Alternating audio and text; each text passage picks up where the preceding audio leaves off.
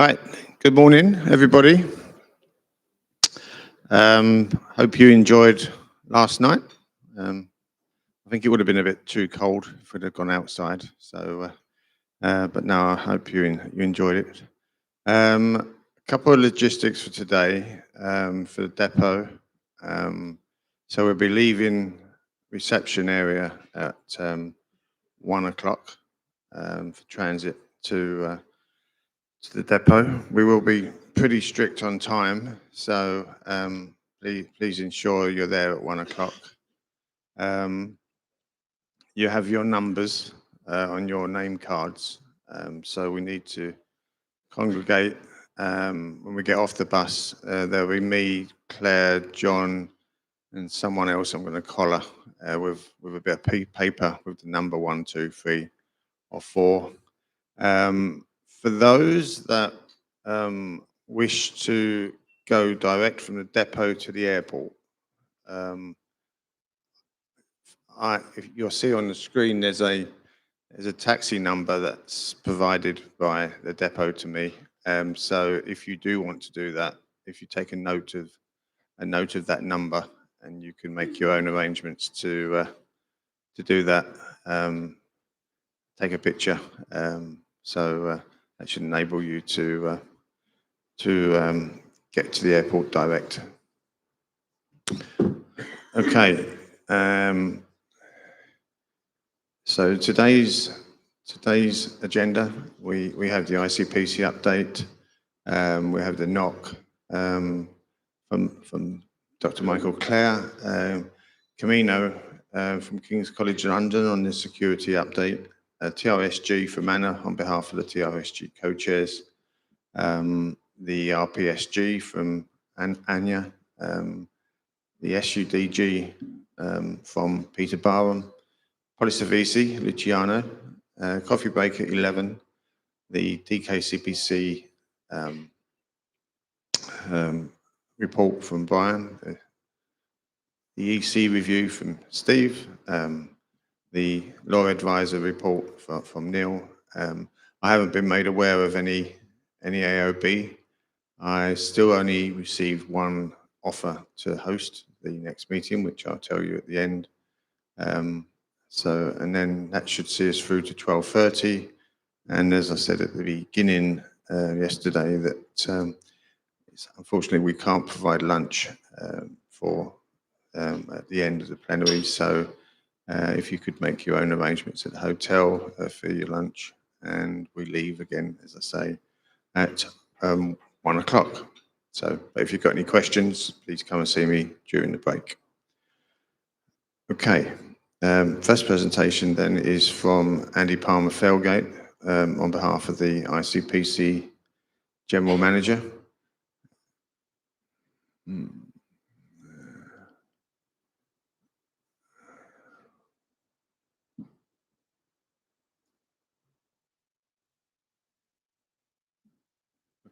Okay, good morning. Pleasure to be here to present this on behalf of Ryan.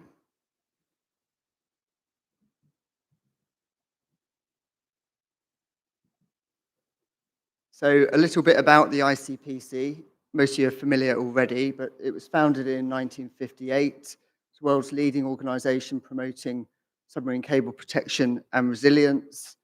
And as an NGO, we work with members, governments, international organisations, and other maritime industries and the scientific community to mitigate the risk of damage to cables, develop recommendations and best practices, some of which are shared with ESCA. We promote scientific research regarding the marine environment, and we're lucky to have Mike Clare, our Marine Environmental Advisor here, who is up next after me. And we promote the rule of law for the oceans, and we're very privileged to have Kent Bressy as our independent legal advisor. We represent cable interests before the International Seabed Authority, in UNCLOS, BBNJ treaty process, and many UN agencies. So our role is really international. We cover a lot of the issues that are not covered by the regional CPCs. We have 245 members from 79 nations, including operators, owners, manufacturers, service providers, and government observers.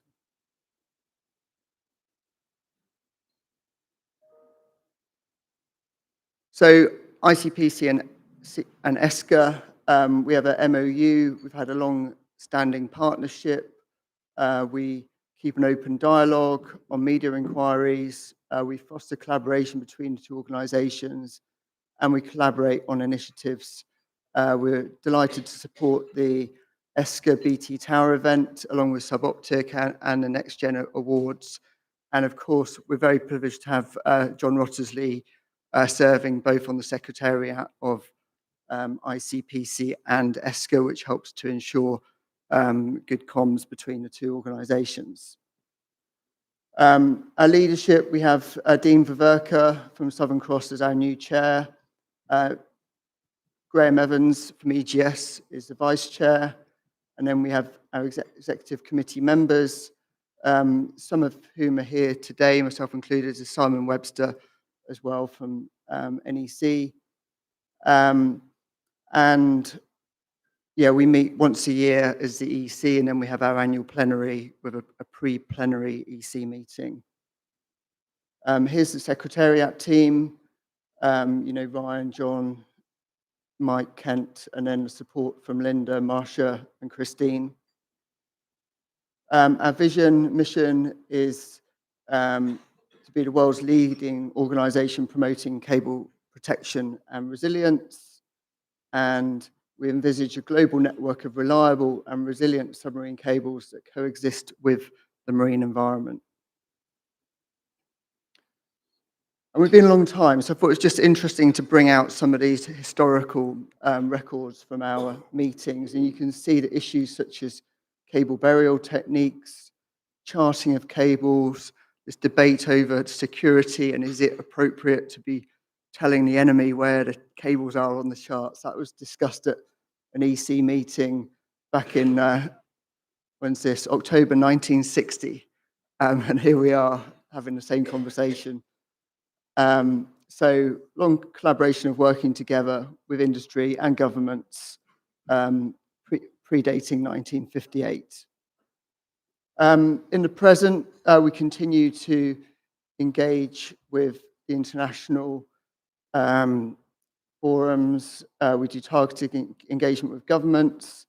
Here you can see Graham, Dean, and Kent big-wigging it with the Irish TSOC over at Valencia, where they have the historic cable museum, cable station. We also have an excellent coexistence with the ITU. ITU and ICPC jointly formed the International Advisory Body on Cable Resilience.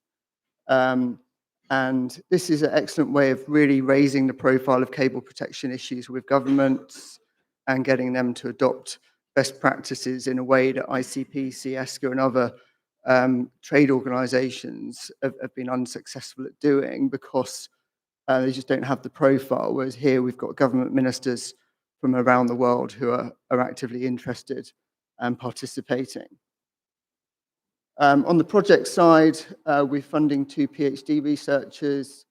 We're funding the ESCA Awards. We've got cable recovery white paper, small island resilience, abrasion study, submarine canyon study, much of which is supported by Mike Clare. And we're also very pleased to have supported the refresh of the UNEP WCMC report, which is sort of the leading report on submarine cables and the environment and biodiversity. And that was published a few months ago. Please do download a copy of that. It's really useful reference material. So that's it. Thanks very much. I've got time for a quick question or two if there are any. Any questions for Andy?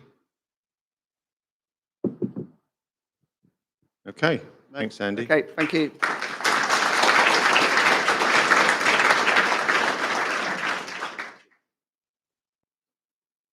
Okay, next presentation by Dr. Michael Clare from the NOC.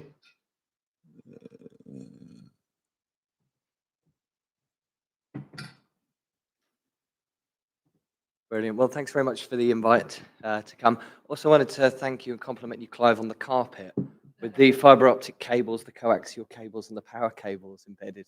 It's an impressive commitment to the cause.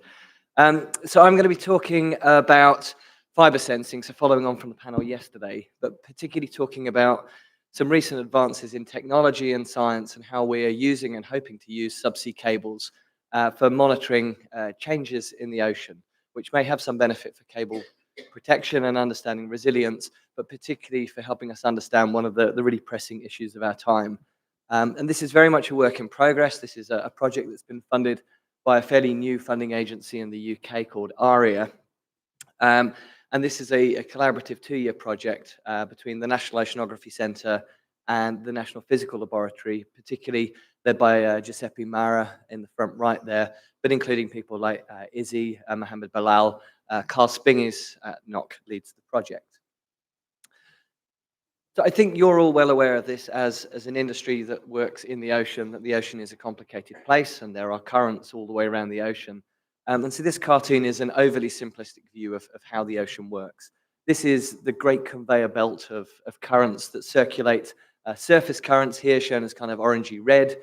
These bring relatively warm water towards the north in the Atlantic, and then cold water plunges and is more dense and comes down towards kind of the western side of the Atlantic. And this exists across all of the world's connected oceans. And this sets up what we call the overturning circulation in the ocean.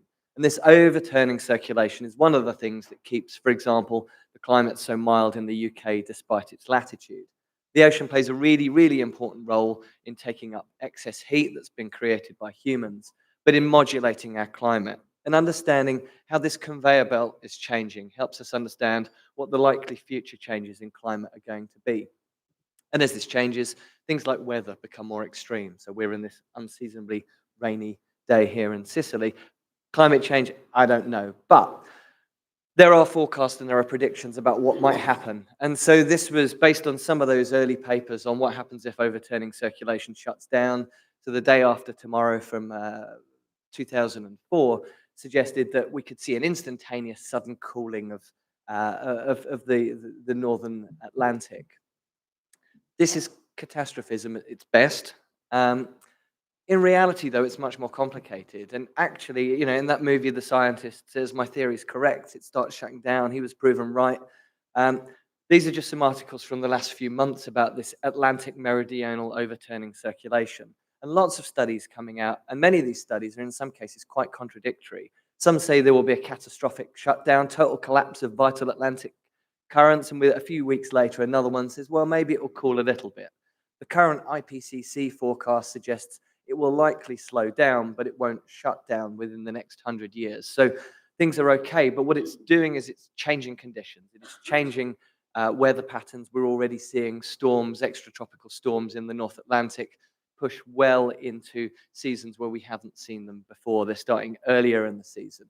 Weather events are becoming more unpredictable. And so I guess we can know what we can observe, and this is just from a few days ago. This is a map where the hot colors represent unseasonably warm conditions in the ocean. And so we know that we're experiencing unprecedented marine heat waves that are falling outside of the summer period as well. They're impacting some of the highest latitudes, and those high latitudes are places where we have important ice that's locked up. So we lose that ice, we contribute and change to the overturning circulation within the ocean.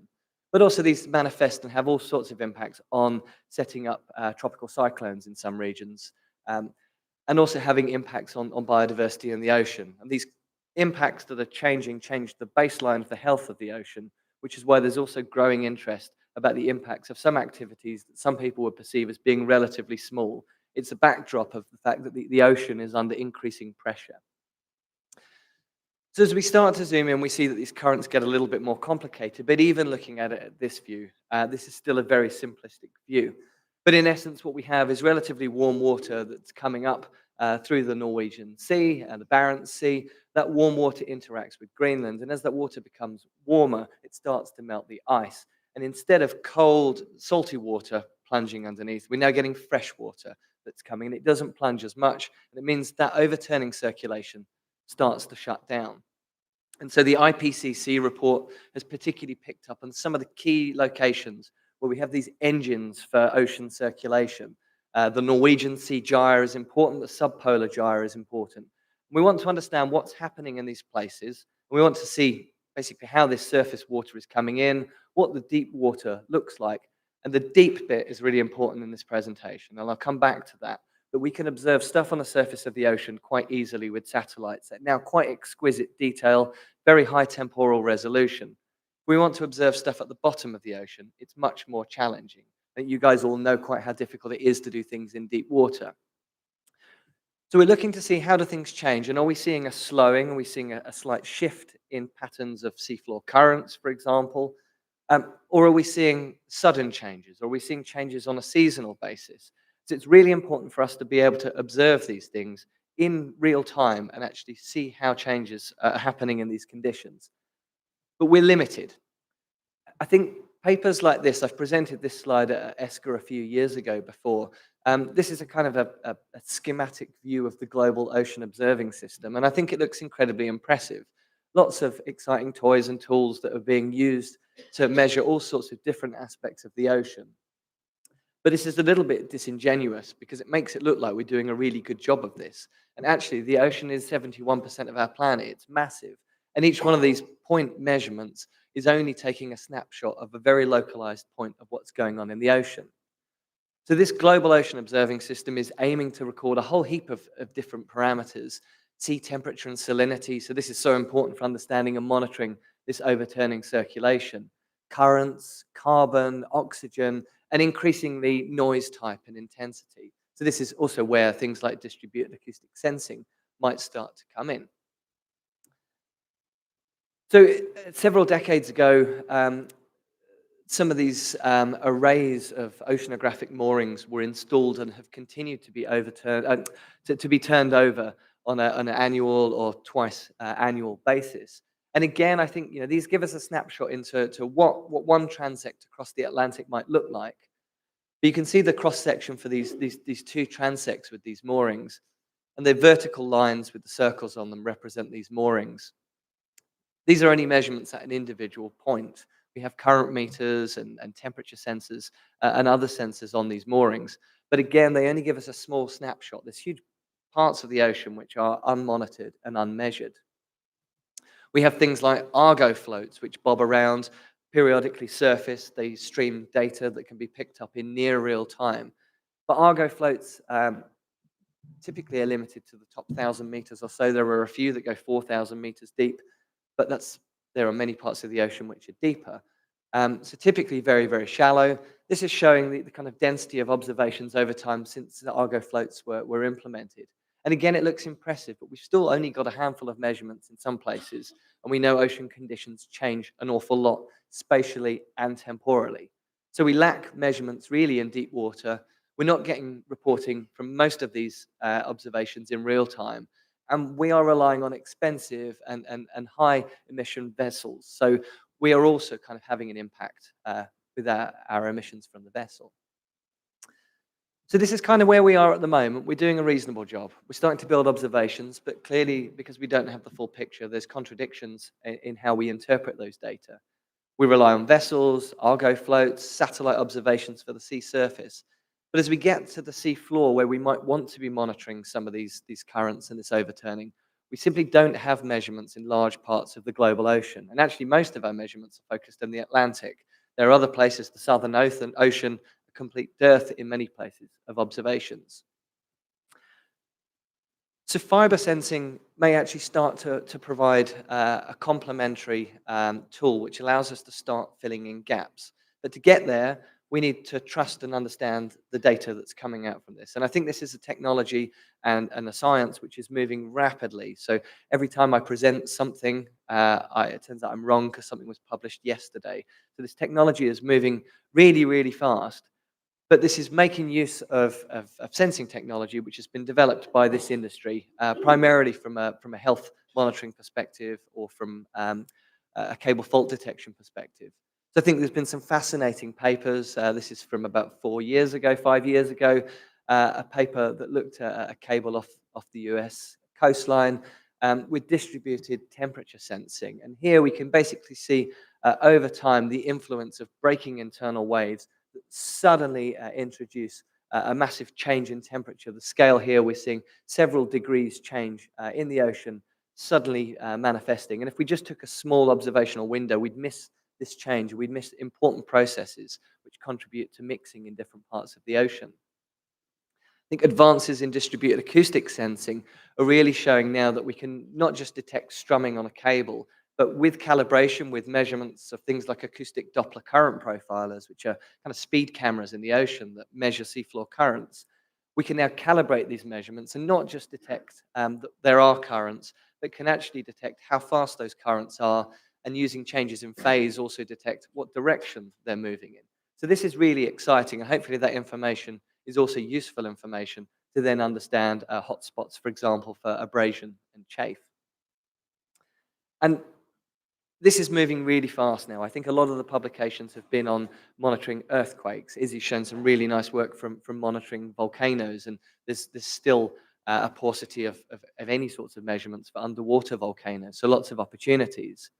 But in the context of monitoring oceanography and getting towards the sea floor to make these observations that we're really missing, there's lots of exciting work that's going on. There's lots of exciting kind of validation and calibration work. And that's really where this project fits in. We recognize it is now possible to use cables to monitor seafloor currents and physical oceanography as well as natural hazards. And so this project has two parts.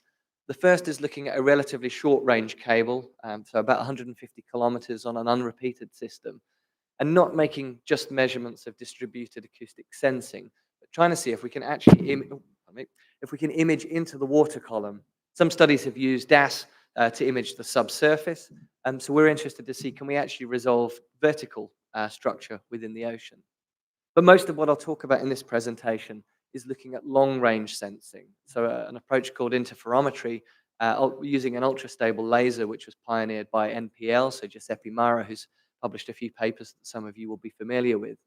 And this aims to say, well, we don't just go to first repeater or to the range of DAS. We can now make measurements at fairly coarse resolution, so integrated measurements between repeaters, so maybe of the order tens of kilometers of spatial resolution, and make measurements across the entirety of an ocean basin. And for us, as scientists that work in the ocean, this is a completely game-changing technology. And the array of cables, for example, that cross the Atlantic provide really interesting configurations for us to study all sorts of different processes. We could take focus views and look at specific areas that are important for upsetting, for influencing local circulation, such as between the Faroes and the Shetlands, cables that cross the Atlantic that allow us, for example, to track the passage of storms. But we can also intersect, particularly on the western side, where we're seeing kind of cold water that's plunging, returning from Greenland, and other cables that go into higher latitudes that also allow us to look at spatial variations and understand the complexity of currents and ocean processes. So I won't dwell on this one too much, but I think this is an exciting area. It's an area that I really have very little technical grounding in, and I think it's a high risk but hopefully high payout approach. So Izzy showed the fibre sensing off Etna and showed individual channels and what it's possible to do. This approach basically gets each channel to talk to a channel and creates basically these ray paths. And you're looking at your understanding of what the speed of sound is doing in water and reconstructing all of these different pathways and looking at all the different receiver functions across a whole array of maybe 150 or 200 kilometers. And then using that to try and reconstruct how that structure changes in the water column, and can we then invert that to try and get to temperature and salinity. And so this would be really exciting for us to be able to look not just at what's happening at the seafloor, at that kind of benthic boundary layer, but what's happening vertically in the water column. This requires a lot of work, a lot of legwork from physicists and oceanographers. So hopefully at some point, maybe in a couple of years' time, we'll be able to present some of this work. This is led by Emma Gregory and Jennifer Ward-Neal at NOC, and I think will be exciting. And it's very, very early days. But an area where the technology is a bit more mature is around the area of this long-range interferometry. And so this is a cable that Giuseppe Mara and his team at NPL have been working on, and we're working with them on these data now. You can see the yellow points here are the repeater nodes. So between each of these repeaters, we effectively now have an ocean measuring instrument. And so Giuseppe and his team have shown that we can use different spans on this cable to detect tidal signatures, to detect the interactions of waves with the shore and look at potential sediment mobility. We can look at the passage of storms as they go across the Atlantic, and this could be quite useful for early warning of storms or surges to understand how well do the models actually stand up. And then as we get to places like the Mid-Atlantic Ridge, we also see currents that are interacting there. So we do know that in some of the deepest parts of our ocean, we have internal waves, internal currents. Around seamounts, for example, we can get very vigorous currents and internal waves that break. And so this for us is fascinating. We're now measuring currents and seafloor conditions across potentially the entirety of the Atlantic. So as Giuseppe says, the old way, one cable, one sensor, he was making integrated measurements the whole way along across the Atlantic. Now the cable is many sensors, and it doesn't give us the spatial resolution of DAS. It's not every single meter. This is maybe tens of kilometers, but the resolution of ocean models that we use, here we show we could see these processes. What can we glean from it from a quantitative perspective? It really needs to get down in the weeds with seismologists, oceanographers, and people who understand the cable design itself, which is pretty much what the project's aiming to do, is to try and say, how far can we push it? I suspect in 2 years' time, we'll say a bit further than we were before, then we'll want to push it even further. But sometimes just knowing that a process exists, regardless of how fast it was or how intense it was, is useful. Morning, Mike. Ben, formerly of National Grid and Ocean Brain. Just got a question about DAS. So it seems like the industry is laying these ocean sensing cables essentially across the world, and lots of different parties would like access to that data. Is it possible to separate the data safely and usefully so that you could look at ocean data sensing data, conservationists could look at marine mammal data, cable guardians or cable owners could look at cable fault data and seabed interaction, vessel data, and the military could track submarines? Is there a way of supplying that safely and separately? I believe there is. I think, again, I spoke yesterday about the EU Submerse project, which it's got a specific work package looking at kind of trying to compartmentalize that so that the data is provided, it's stored in a secure way, and aspects of the data are output. I think at the moment, the way the data is being, or what is hoped to be used, is twofold from a scientific perspective. One is a short-term DAS monitoring experiment, which wants to use all the data because we don't know what we're looking for a priori. So you need to look at the wealth of the data. And so there are some question marks there about, does somebody need to pre-screen the data and look at them? I think once we have the confidence of doing this, and so I think maybe, scientific systems are good places to start with. Let's say, for example, that the system that Izzy presented on yesterday, which are, there's no issues with data traffic, it's a scientific cable.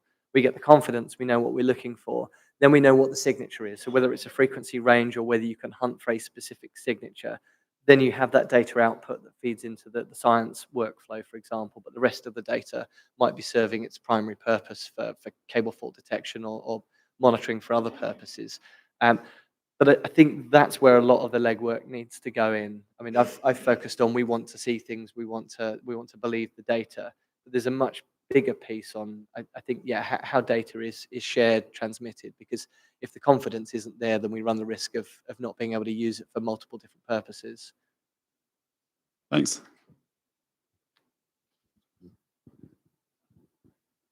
Okay.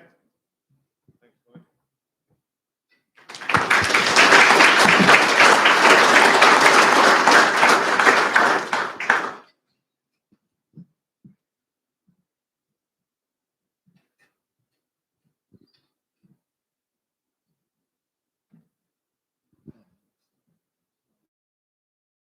Just while we're waiting, maybe a pointer. When you're using the mics, we've noticed that you have to speak straight into them. If you have them tipped, it doesn't go. So if you do ask a question, if you just arrow it straight in, we get a better vocal.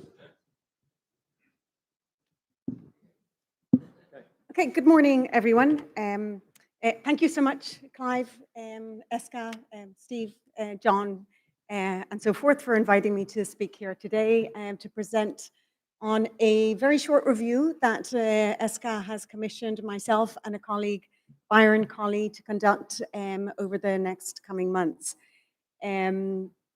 So basically what we're doing is a security review of the KISA Orca, a cybersecurity review of the KISA Orca project. I think you all know what the KISA Orca project is, but just in case, it plays a crucial role in providing essential positioning information of subsea cables for the safety of fishers and other sea users, while also keeping infrastructure assets protected from damage. John, please come in every now and then when you deem fit. As we know, there's a very heightened security profile for subsea cables at the moment, and there are increasing risks associated with data management and cybersecurity. I'll come back to those in a second. This study is commissioned by ESCA to assess and enhance the project, the KISA Orca project, from a security perspective by providing technical and policy analysis. So I come from a very strong policy background. I've been working in the area of cybersecurity, critical infrastructure protection, and from an academic but policy and law perspective for over 15 years now. And my colleague Byron Colley, who is conducting this assessment with me, has more than 30 years experience of working as cybersecurity, I guess, a director for both JP Morgan, Goldman Sachs, and so forth. So I think we make a pretty good team in that sense, and it will be a very interesting project. I can't provide too much detail because we're actually only starting the project. Here you'll see the objectives of the review. So we're going to kind of assess the current information cybersecurity processes that are undertaken by the KISA Orca project, look at potential vulnerabilities and risks associated with the data access, storage, and transmission, ensure, well, we won't ensure, but determine whether security due diligence is considered, especially in terms of visibility and access, without compromising evidently maritime visibility or asset integrity. We'll review and assess the data management practices of KISA Orca members, of the project members, also Seafish, the Kingfisher Information Service, and other data access entities. So basically who's sharing information, who's accessing information, what are the protocols and procedures for doing so, and so forth. And we'll make recommendations for enhancing security protocols and data sharing, and determine whether there are specific recommendations distinguishing between different sectors, so telecoms, power, and renewables, wherever relevant. So that will be informed by many of the interviews that we'll be undertaking over the coming months. Timeline, more or less, 31st November is when we'll finish the initial review and stakeholder engagement. Basically, we'll be conducting a series of interviews with many of you. By the end of December, our technical assessment, data and policy analysis will be conducted. 31st January, hopefully, the presentation of our initial findings and recommendations, and then by mid-February, a final report submission, and we'll complete the project. Hopefully, we'll stick within those timelines. We're really only starting the project. We've had a first meeting with the team, with Matt and Sarah, John, and I can't remember who else was in the meeting, but that was it. And we will be continuing our interviews now over the next month. I think there were some holiday issues in between, but that's it. But I think what's useful is to kind of consider why it is that we're actually doing this. And there is a huge emphasis on cybersecurity at the moment. This is something that's been building up more and more, and it's actually quite curious in the sector there isn't such an emphasis on cybersecurity, but I gather that's not necessarily because there isn't a focus on cybersecurity in your companies. It's just different people actually are responsible for those topics for security in your organizations. But if you look at how governments are beginning to consider subsea cable systems, you see that they're not only interested in the cable per se, but also any elements related to their construction, operation, surveillance, maintenance, and repair, including landing station software and the terrestrial parts of the submarine cable connecting to them, repair centers, as well as the fleet of deployment, maintenance, and repair vessels. Cyber and physical security are evident across all of those different elements. This is taken from the EU recommendation on the security and resilience of subsea cable infrastructures that Johannes presented yesterday, but also the New York joint statement on security and resilience of undersea cables that was presented at the UN General Assembly last year. I think this is absolutely fundamental because cybersecurity is going to be an essential feature of what governments are looking at when they're looking at subsea cable systems. And here in the EU, you see kind of the EU recommendation and action plan, but you also have the Cybersecurity Directive, the NIS2 directive, as well as the Critical Entities Resilience Act, the Critical Infrastructure Blueprint, the Cybersecurity Act, and so forth, which will have some kind of implication for your companies in the coming period.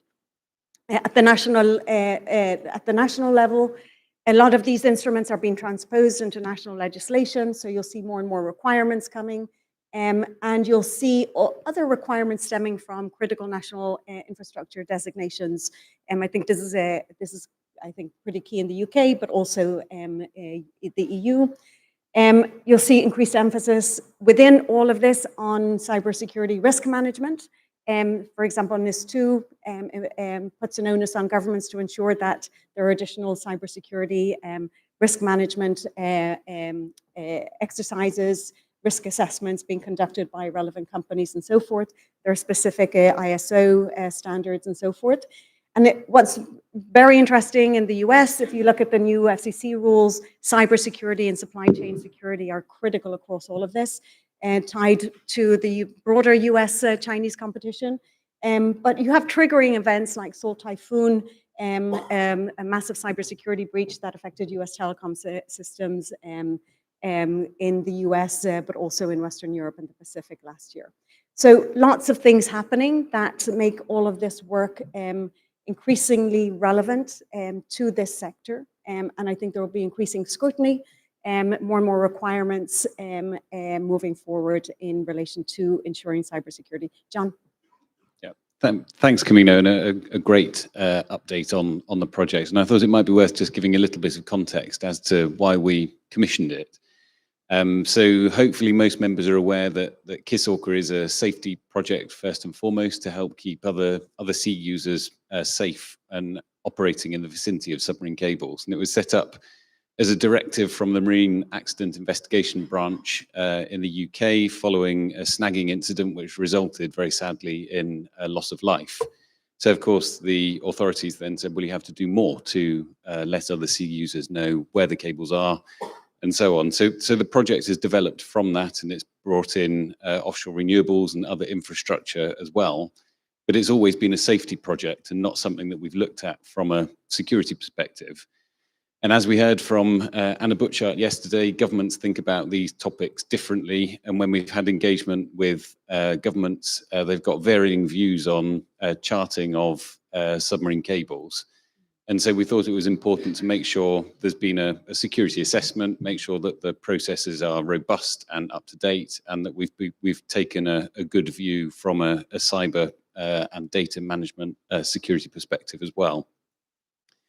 So I think really, as Camino said, a lot of the people in this room might be responsible for the subsea elements of their cables, but might not be responsible for cybersecurity. So when senior management might come and say, well, what's this project? Why do we have this information here? Why are we charting cables in this way? It gives a bit more backup to say, well, we've reviewed it from a security perspective. Here's the recommendations. This is what we're thinking about it. So it's hopefully to help to join up the dots between the sort of divergent thoughts on those. So thanks very much to Camino and Byron, and really looking forward to seeing how it progresses. Last point is just to say, please do engage. If Camino gets in touch, please speak to her, and she will be in touch with many members over the coming months. Yeah, please do. Yeah, we can set up an interview, and I think having a conversation. And I think that basically our objective is to determine whether a deeper technical audit is required or not. But I think if we can get through this the next few months, and if there are certain things that can be done to improve or enhance protocols and so forth, as a first step, I think that sends already a good signal. I'm going to avail of a couple of minutes, if that's okay. Does anybody have a question on this? Oh, yep, there's one question here.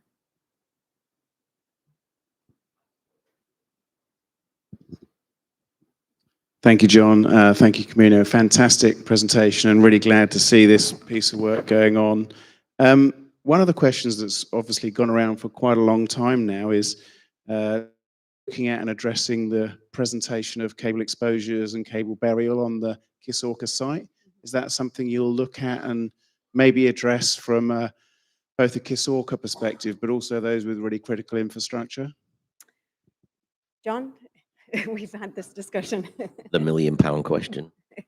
And that's exactly it. And we don't include burial information or condition information, just positional information on Kisorka, for the reason that the seabed's dynamic. What's assessed one day might not be the same the next. So we say that really it wouldn't be responsible to include burial information that might give false reassurance. So ESCA's position is when operating safely in the vicinity of cables, then fishing over the top of them should be avoided where possible. So I think it probably won't be looked at from a condition of the cable angle. It's much more the cyber data management perspective. I think it's worth saying, John, isn't it, that the fishers are always asking, we want to know whether your cable's buried. But if you say it's buried, then they will fish over it. And so as an organisation, we've always been very nervous about 100% stipulation that the cable's buried. As John said, seabeds are dynamic and things like that. So, I think basically most cable owners are nervous about giving the right to say, yeah, it's definitely buried, and immediately triggering fishing over the cable. Because in oil and gas, John, or power, where they have sweeping, don't they, after recovered and things like that. So yeah. Yeah, really nice to hear the position is firm, but also this might help the MSG in the work they're doing as well. So that could be a good feeder for that work.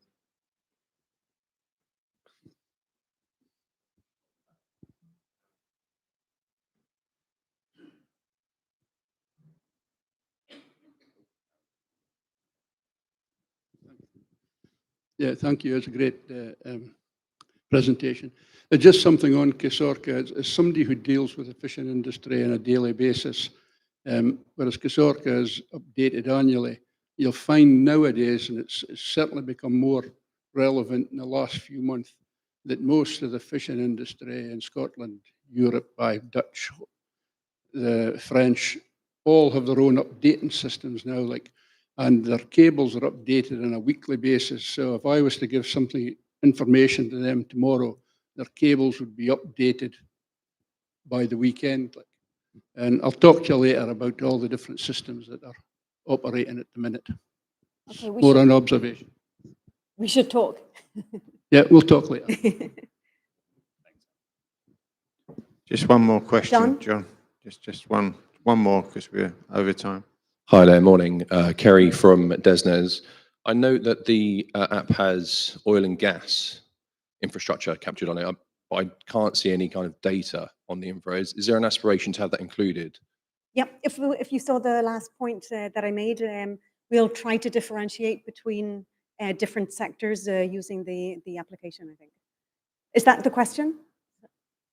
Possibly. Yeah. So when I go onto John, the website, maybe you'll have a better idea, I think. and I appreciate it might not be for you, but when I go onto the website, I can see the oil and gas infra, but when I click on that thing, it doesn't tell me what it is. Whereas when I do that on telecoms or power, it gives me that data. So there's two sister projects that Seafish manage, which is the Fish Safe project with oil and gas infrastructure, and Kisorka with cable and offshore renewables infrastructure on them. So slightly different systems, but I think they have the data in a grayed out level. Okay. Is that it? Okay, so just before we finish, I did want to talk about this. So the Valentia Island Symposium, I had the pleasure of actually being the chair of the symposium, working with John, ESCA, Aquacoms, the Government of Ireland, and the Valentia Island Cable Foundation to set it up. It was a really great conference. It was one of the first multi-stakeholder symposia on subsea cable security and resilience, where we had multiple actors from academia, government, and industry together in one place, in one room, very isolated, to talk about different issues on security and resilience of subsea cable systems. What makes it very rich is the focus on the history as well as the present and the future of these technologies. So we had a very, very rich discussion. I think the report is very rich in content and so forth. And the fact that we're also doing this with the Valentia Island Cable Foundation, which is seeking UNESCO heritage status for the telegraph station on Valentia Island, makes it all the more relevant. As John mentioned yesterday, we're moving towards a second symposium in April next year, where we'll focus on repair, the topic of repair from an historical perspective, as well as current and future issues within the repair ecosystem. As you can see, we had a full room, and we had both during the day and at night in the pub in the same hotel. I really recommend, we'll be putting out a call for presentations in mid-October. I strongly recommend that you submit papers. We will also be reaching out to many of you working in the area to participate in different panels. And as John mentioned, ESCA is also organizing a very important event in the margins of that, which will ensure that many of the key people from industry will also be there. So thank you very much. I'll leave it at that.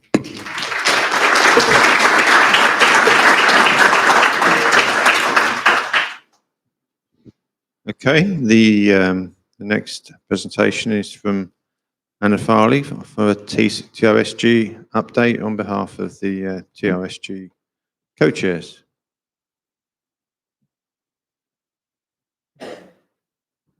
Morning, everybody. Alex and Chris sent their apologies and kind of strong-armed me into giving the presentation. So I've got some notes here for what Alex wanted to cover. So for the TRSG this year, we've got 35 members at the moment. So it's a really good mix between power and telecoms. But we've also got a good mix between people that are focused more on the technical side and on the regulatory side. So there's some nice discussions going on at the moment. So as a kind of a backward-looking thing, we've had a meeting earlier in the year in Leeds. So we had a face-to-face meeting. We are doing 6 weekly virtual meetings with the TRSG, where there's a defined agenda, which I'll come on to. We've been setting up a number of different ways that the members can coordinate with each other and keep each other updated with the latest bits of regulation or new information that's come out, new information on policy. So we've got a SharePoint site where documents that are being reviewed are all shared. We have got a WhatsApp group, so if there's anybody interested in joining that as well. And coming up shortly will be a LinkedIn channel as well, so that all those little key bits of information you see on LinkedIn, you can share with your colleagues to kind of generate lessons learned. So the latest discussion points we've got going on at the moment is the TRSG have been working for a small amount of time on some draft model conditions to go to the Marine Management Organisation. So these are license conditions that we're hoping can be standard across all of the cable projects. So these had been reviewed by all members. They have now been presented to the Marine Management Organisation and accepted. So they've been agreed. Not agreed. Alex told me they'd been agreed. Agreed in the group, but not with the MMA. Okay. And they're now with John to send to the executive committee. I got that bit right. Okay. He did say that it had been a very good call with the MMO. So yeah, that's good. We have provided quite a input into the OSPAR best environmental practices note. So there's been some good input and feedback from members into that document.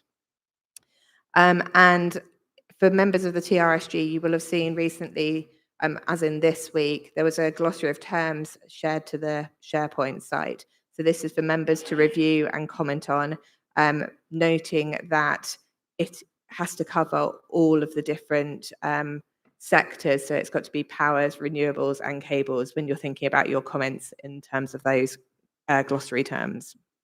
So the idea is that the members will review those first, and then we will pass it on to the executive committee for approval before it goes out for wider circulation.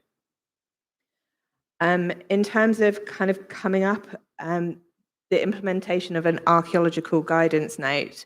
So the TRSG in the process of commissioning an archaeologist to provide a non-prescriptive archaeological guidance note. So the idea of this is that it covers all European countries, so it can't be too defined. It's going to be much more wider, open. This is the type of things we would like to see. This is the type of areas it should cover. So kind of best practice, I suppose. By the next plenary, we're hoping that we will have the initial contents page and structure of that to share with you. In terms of the UXO guidance and the guidelines for the use of rock placement, they're progressing a little bit slower, but we're hoping that we'll be able to have a bit more of an update for you at the next meetings. So in terms of the topics that are discussed during the TRSG meetings, we have a standard structure to the sessions and a standard agenda. So it covers regulatory matters for each of the different jurisdictions and countries to start off with. So this is where people have the opportunity to provide policy updates, legislation updates, any kind of technical issues that are arising in those countries, any lessons learned, particularly things like the MARA conversation we had yesterday. It's kind of sharing those experiences so that others are aware of what they might face. We then move on to kind of technical and environmental topics. So members can bring those topics to the group, again, to share lessons or to get information or insight from other members. So the key things that have been discussed recently are marine and intertidal net gain, benthic characterization, so it's looking at survey requirements and whether that might need to change, or whether we might need to provide standardization. And then UXO, particularly there's been quite a lot of discussion about the new guidance that came out in the UK at the beginning of the year about low order deflagration and UXO clearance and what that might look like.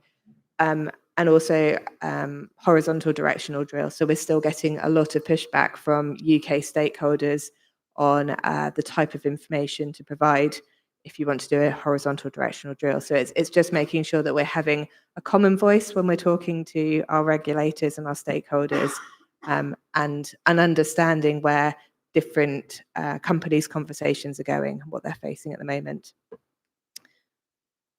And that was very short and sweet. So if you've got any questions, I'm very happy to take them. I might not be able to answer them, and I might lean on John for that. Okay, thanks, Anna.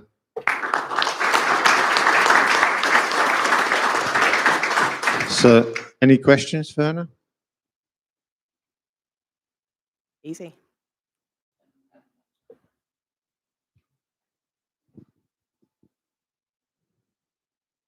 Okay, the next presentation is the RPSG update from Dr. Anya Drews.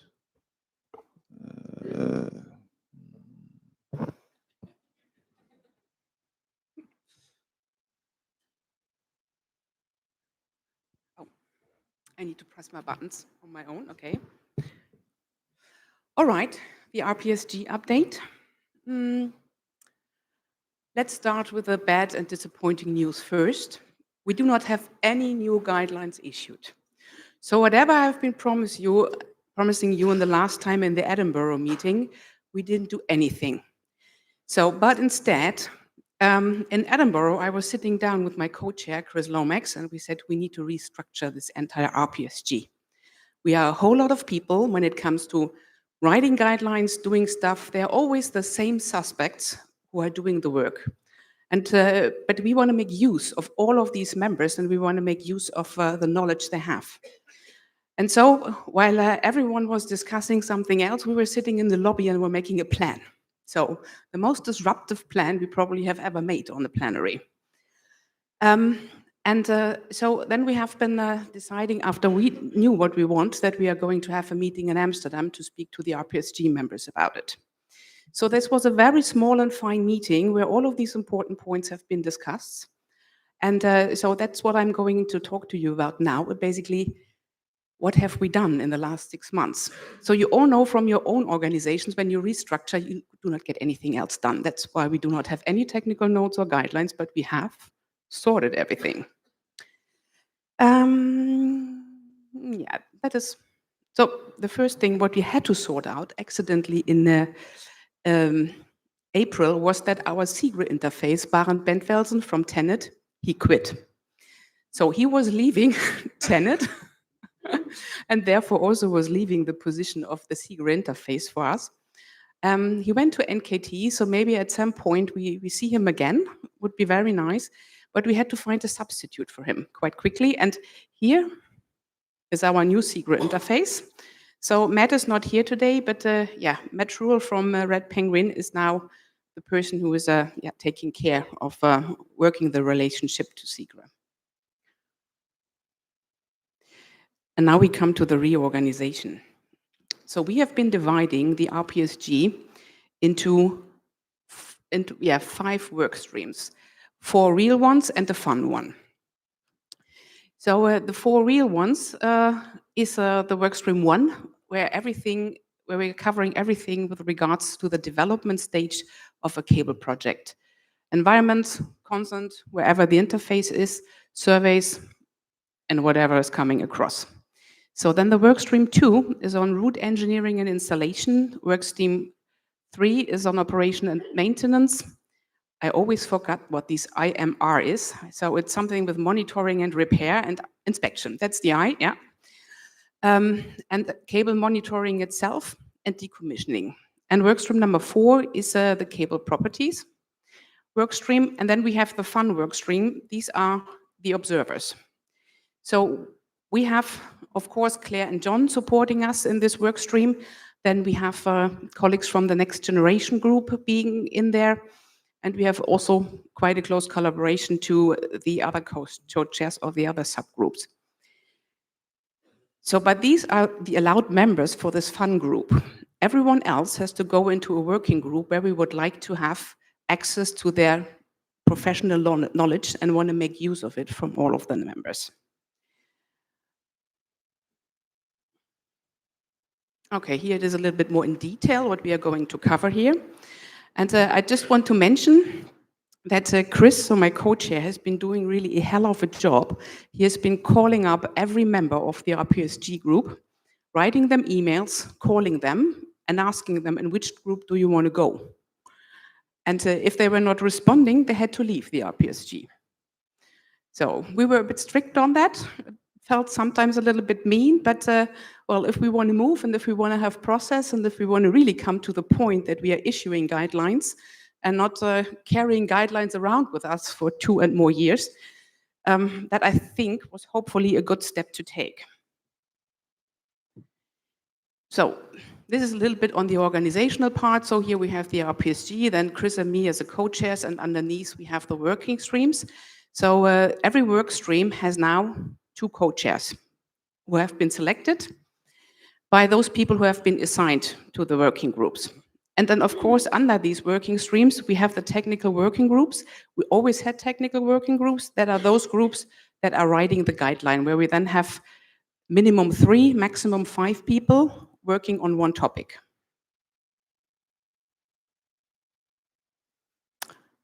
So, and these were the rules we have been setting up for all of the members. So, people can join multiple work streams, but you must participate. It's understood that sometimes there is a lack of resources and you have other things to do and people are drowning in work and sometimes disappearing for a while. That is all understood, that is all okay, but leave a message with your co-chair and reappear. So we have been selected 2 leads in each work stream, and also 1 next generation member has been assigned. This is not completed so far. Then we have assigned the existing guidelines to each work stream. So these groups are responsible for maintaining them, and also need to come up with a plan on how they are going to do this. We have also identified the need for new guidelines. They have all been assigned to the work streams. All of these work streams also have to coordinate with the other subgroups. For example, we have been seeing from Anna that she was referring to the UXO guidance, so there's also input coming from this group. And then, of course, we also have every 6 weeks the regular RPSG call. And here the workstream will report on the progress and we will exchange news. We were supposed to have the first call like that, I think 2 weeks ago, and then we decided to have fun, but I will come to that a bit later. And we have also decided that each workstream has to host 1 session per year, online or in person, for a selected topic for all members, so that people are getting reunited again and are not just sitting in their technical working groups and report. That would be a bit boring. Yeah.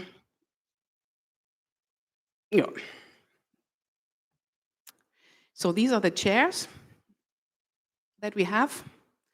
So Anna and Phil are sitting on the workstream 1, Matt and Jackson on workstream 2. So we still seek help for workstream number 3. Matt is here on his own so far. I'm supporting him right now, but it would be much better if there's somebody else with a quite good knowledge on this topic would join.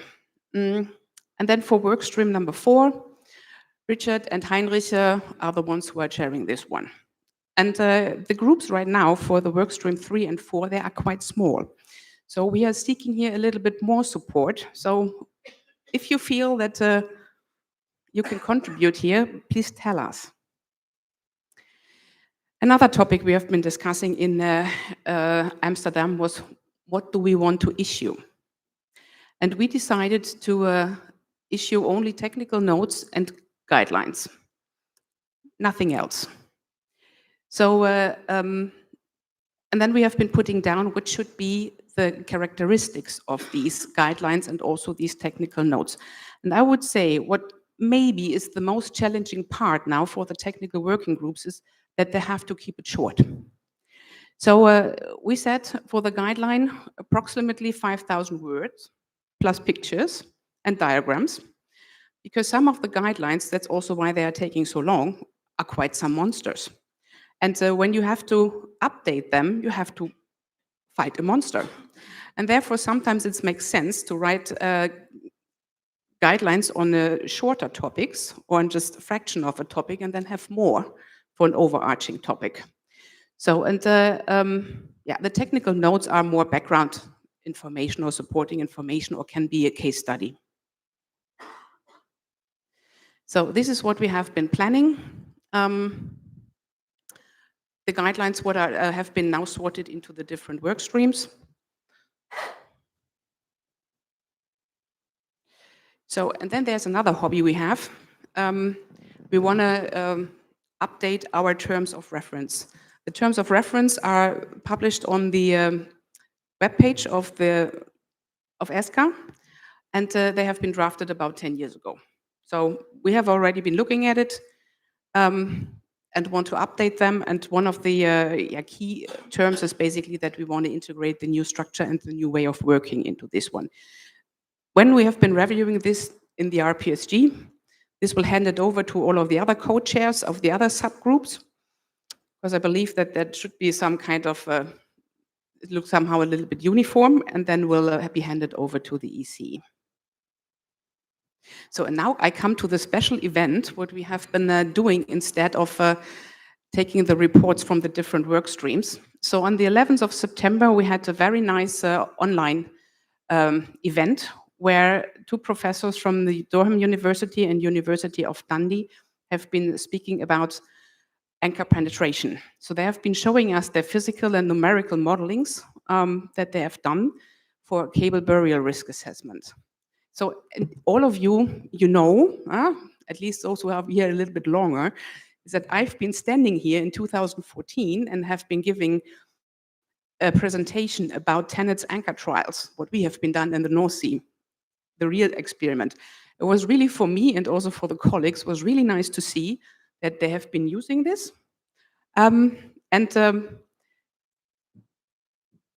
and that they have been really developing a good numerical model. I still have to go a little bit deeper into what they have been done. So it's really promising work, what is coming out of the university there. And of course, for ESCA, it was really nice that this topic attracted quite a lot of people. So we had 83 participants. So, and I think that's it. So if you want to join us, we are a strict but fun group. Thanks.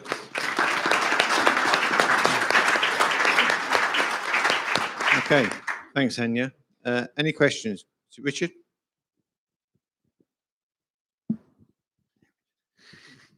Thank you, Anya. EMF note, what's happened to that? That is ready. Yeah, it's ready. And it's, John, where is it right now? It is, has it been circulated for review? Good question. It hasn't been published yet, but it's pretty much ready. Yeah, but the text is complete. I've seen it, but it still needs to be circulated in the RPSG group. Well, the technical working group has finished the work. And Richard, before you ask, the guideline on the RPL, which is with ICPC, John and I decided yesterday, we are not waiting for ICPC to respond on it, we will just publish it. So the next step is it will go to the EC.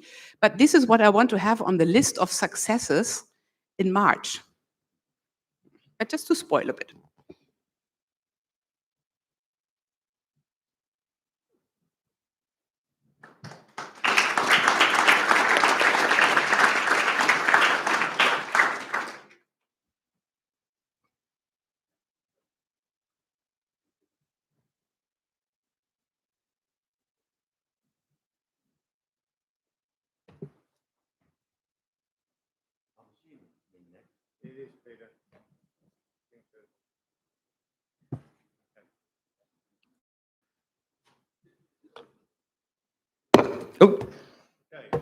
Next presentation is from Peter Barham of the Seabed User and Development Groups as an update. So over to you, Peter.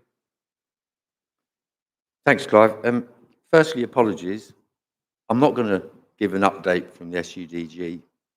Jen, Godwin and I have spoken about the SUDG many times at these plenary sessions, and I sort of get over it now by saying to people, if you want to find out more about us, just Google SUDG and you'll find everything we do. What I really want to talk about is the move that we're seeing towards nature restoration. And as I said there, the planet needs our help. So I really want to just have a look at some of these aspects in the next 15 minutes or so. And it's quite clear, there is no debate. We have a climate crisis and we have a biodiversity crisis. I've said it before here, you know, there is no debate about a climate crisis. Even though the bloke who came to sand my floors wanted me to read an article that said that climate change wasn't happening, and I said, there's thousands of really great scientists like Mike Clare that are proving it is happening. Therefore, with respect, get on and sand my floor. And in addition, he didn't buy me a beer, but Mike Clare did. So that's it, that's climate change covered. But we also have a biodiversity crisis. They're not exclusive, but we've caused both. And as it says there, this is a statistic from the European Commission. 90% of biodiversity loss is a result of extracting and processing materials, fuels, and what we do with them subsequently. These are man-made crises. So these are statistics that I've taken from the piece of legislation I'm going to talk about in a minute from the European Commission. Human activities have pushed the planet into the 6th mass extinction, 1 million species and probably a lot more now at risk.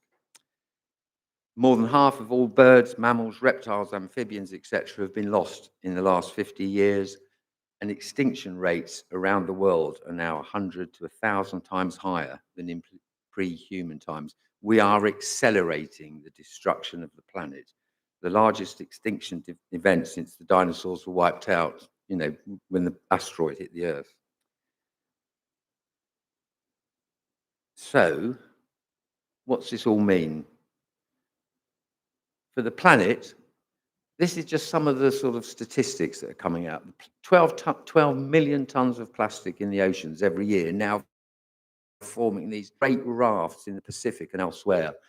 By 2050, the oceans could contain more plastic than fish if we don't do something. And there are 400 dead zones already recorded. Mike, I'm sure your colleagues, got so much more detail about this. I'm just giving the headlines. In terms of people, marine ecosystems regulate our climate and our oxygen. More than half of the oxygen we breathe comes from marine organisms. Damage those and we've got nothing left to breathe. 300 people, Mike touched upon this in his presentation, 300 million people already facing a higher risk of floods and hurricanes because of increased storminess, the return rate for storm periods and so on, and and the damage to coastal and coastal habitats, mangrove swamps, salt marshes, etc. So biodiversity loss and ecosystem collapse actually threaten the foundations of our economies as well. So this is big stuff. OSPAR have come out and said, there are two things that are absolutely fundamental here. Firstly, additional measures are going to be needed in order to change this trajectory of nature decline. And importantly, existing measures are not effective enough. And that's really critical. So, the EU have introduced this nature restoration law last year, and it's got some pretty impressive targets. Restoring 30% of habitats in poor condition by 2030, 60% by 2040, 90% by 2050. Now, whether we make that or not is really debatable, but the challenge is there and the target's there, and I think they're right to have these bold targets. Let's go for it, And the emphasis, obviously, is going to be on ecosystems which capture and store carbon. I'm trying to do this and that because I don't want to keep doing that while I'm talking to you. So nature restoration regulation, what's it going to aim to do? It's going to aim to restore ecosystems, habitats, species. It's going to enable a long-term and sustained recovery of biodiverse and resilient nature, contributing to climate change, and also making sure European member states meet international requirements. Again, big, powerful targets. So what does all this mean for industry, which is the bit that we're all interested in? The law requires member states to make plans as member states. So how is that going to interact with industry? So what the EU is saying is summarised here. Member states could implement stricter measures to target pollution, etc. Maybe so. The speed of legislation, as you know, is very slow. Future measures could also include incentives for business. We're starting to see not management of the environment by constraining, but by encouraging. And that's something which we'll talk a little bit more about shortly. Also, any of you who are involved in preparing your organisation's CSR reporting, there is a directive associated with that, and that is going to evidence of what companies are doing to assist environmental improvement, and that's a really good move. And I used to work for Associated British Ports in the UK, and I really enjoy doing our CSR reports. They're creating such honesty. So the important thing, and this is coming from the EU, while the preparation for national restoration efforts is about to get started in many member states, business operators should stay vigilant regarding the type of measures that may be implemented. And this is my emboldening, take any opportunity to actively have a say through public consultation. So it is looking, the governments are going to be looking for you to be involved. Okay, so where are we now? Basically, we've got protective legislation, Anna and Julie scampered us through the habitats regs yesterday. We're starting to see restoration legislation. There's already been mention of net gain and biodiversity net gain and things like that, and I'll say a little bit more about those. And then the third thing is where we're starting to see financial investment and financial institutions looking to see and even promoting environmental restoration. I'll say just a touch more about that as well. So if we look at protective legislation, if you look at protective legislation, industry's already got good experience of working with this. I put the OSPAR manual, the BEP, the Best Environment Practice, where it took direct involvement. Steve and I spent a happy couple of days in Berlin trying to persuade the OSPAR group to review that practice. That's come through, and we've heard about that today, which is great news. So we can influence governance, and we need to, because although we had the chat about the habitat regs yesterday, anybody that's involved in any consenting knows it is incredibly difficult. It is incredibly complex. It can be extremely frustrating. It can be extremely expensive. And overall, it creates real division between industry trying to do something and governance, often interpreted as trying to prevent it. So that's where we're starting from with legislation, and it's really important that you just bear that in mind for the moment. This complexity does not assist constructive work. But, ESCA's got presence on government working groups. We all know about the mitigation hierarchy and compensation. Again, that was touched on yesterday. But influencing legislation is quite important. And things like, I think you mentioned the Marine Restoration Fund yesterday, which will apply only to offshore wind. So we're going to end up with more complexity, even though we're trying to get restorative legislation. So protective legislation is there. It protects the environment, but we could learn a lot more about how to apply it if we're going to move on to restoration. And it's early days. We've already got in the UK a mandatory biodiversity net gain requirement at the coast. I can tell you now, it's probably one of the most complex and frustrating bits of legislation that exists. It's caused real anger amongst a lot of industries. And I've said to ministers, Minister Hardy, and Steve Reed, he's now moved on, but I've said to the ministers, I will not rest until you cancel that legislation. Not because industry doesn't want it, but it doesn't want anything so complex.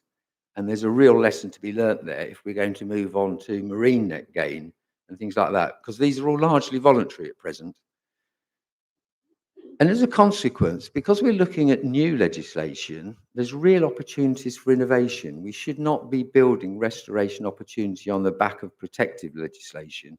We should be developing really new, innovative, constructive legislation that encourages and supports industry to do things. And that's what the EU have been saying with their nature restoration laws. So there is guidance here, an opportunity. I've listed a number of examples there, things that are going on in other countries. I won't go through them, but I'm just trying to get across the picture that there's a lot going on across many member states, and that's really good news. And I think there's lots of lessons to be learned from each other as that happens. So the last thing I wanted to talk about briefly is that increasingly we're talking about blue finance or green finance. And I've put these words at the side, which are words you're going to hear more and more of as time goes on. Blue bonds, green bonds, environmental and social governance capital, biodiversity credits, and importantly, blended finance. If we're going to see restoration, it's going to cost money.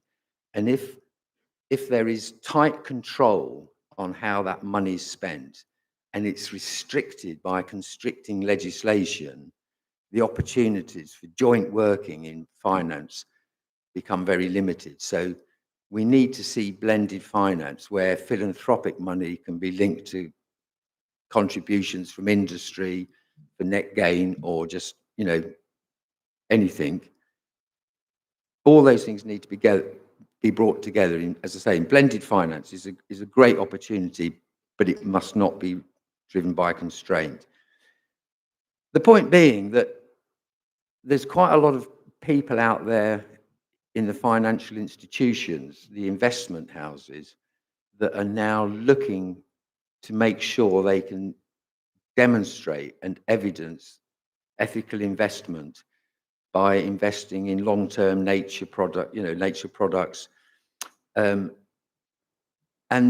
they're increasingly large funds. I was at a conference a couple of weeks ago in London on blue finance, and some of these funds are building up really rapidly now, so that financial investment houses are looking for real opportunities for nature improvement.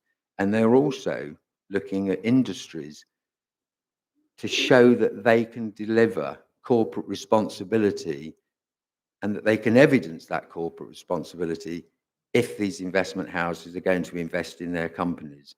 And again, when I was at ABP, I used to go around the city, with the City of London, with the chief executive, where we would work hard to demonstrate to banks what we were doing as a company to make sure that they saw that we meant what we said when we talked about corporate and social responsibility, and making sure we protected the environment and so on and so forth, sticking to the law. So corporate responsibility is going to become very much more important as part, to demonstrate the worth of investment. Investment houses will only be interested in a company if it performs financially. If it doesn't perform financially, they won't want to know. But if it does perform financially, they then want to know that it's operating in an ethical and environmentally sound way. The industry is going to need to be doing much, much more of this.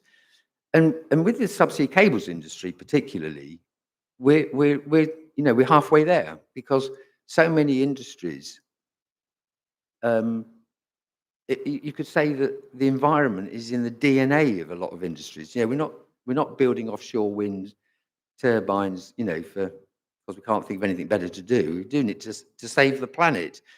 So this is something that's really important. So industry's already there. Finally, there are an increasing number, you may have come across them, there are an increasing number of organisations throughout Europe and probably the world that are looking at benchmarking, looking at disclosure mechanisms in companies. How do you determine, how do you demonstrate, how do you give evidence that you are doing the right thing to your investors, to your shareholders, and to the environment? And so there's lots and lots of these coming up. There's one in Sweden, there's one in Germany, there's a couple in London. They're all over the place. So there's a lot going on, but there is a real danger that as it evolves, it's all going to get very, very complex. And as I said, an early piece of legislation, the biodiversity net gain in the UK, or in England, I should say, is so complex that it's just causing real anger. So let's not use that model. Let's influence governments to have better models where the outcome is real contribution from industry, positive towards restoration, and going to be very proud to see what comes out of that in terms of environmental gain. No disrespect to consultants, but we should not be spending money on consultants for restoration. We should be spending money on restoration, against set targets. And that's something I'm working on with a separate project. And I'll put at the end there, this is a plea from Caroline Price at the Crown Estate, who I hold in huge esteem, who at the conference summarised what she said by saying, don't let complexity stifle innovation. This is a massive opportunity for industry. Let's not make it complicated. Let's keep the law to a minimum. Let's keep it tight, simple, words, words of one syllable. So to conclude, restoration is critical to the oceans and our well-being. Industry, and I have no evidence to the opposite of this, industry is really positive and it really wants to play its part. And certainly in the UK, and I suspect pretty well much everywhere else, a lot of the money for restoration is going to come from industry. You know, the UK government is not spending a lot of money on conservation at the moment. It's looking to industry to do it. And if it's going to do it, it's going to have to work hard to keep industry positive. There are many strands, and it is getting complex, but we can fight that. So if industry is to play its part, i.e. all of us, we're going to need sensible, we're going to need proportionate legislation. Industry needs to be vigilant about those changes, and it needs to be involved. If you get any opportunities to work with governance, John does a fantastic job on your behalf as the liaison officer, but work with government. Don't be hostage to fortune. Get involved and really start to try to influence what's happening, because the opportunity to change is enormous. And if we don't do those changes, you know, the world is in a dire state. We need to move. Thank you very much.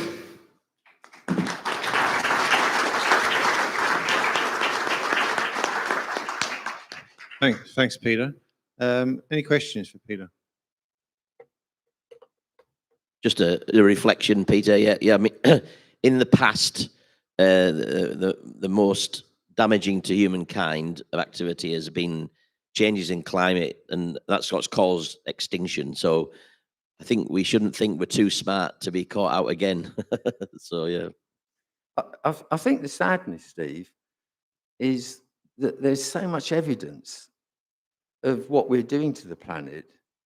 And as I was saying to a couple of people over dinner, the politics of today is so depressing that people, name no names, but he's big orange so-and-so in America.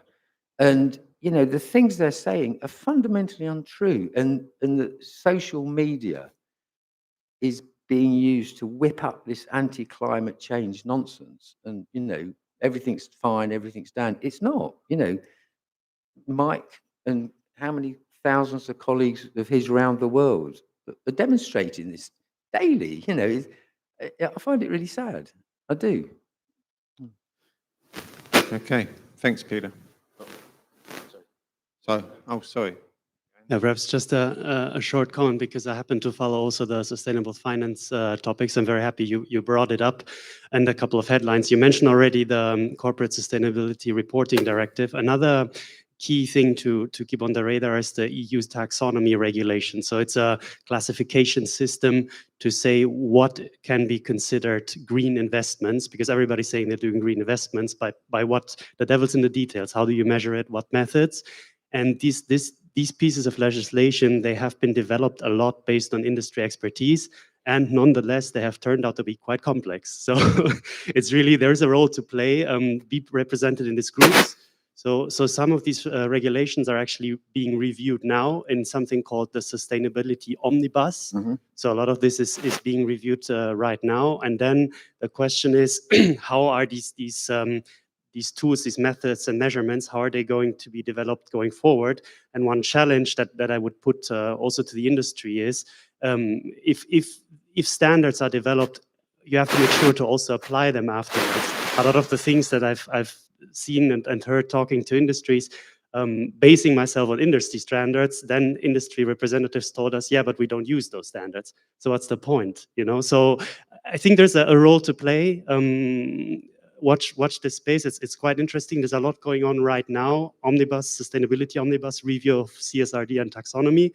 And industry has a core role to play, because they are the experts developing the underlying standards, the methods, methodologies, but they have to be developed in a way that afterwards also they can be applied and used in practice. Thanks.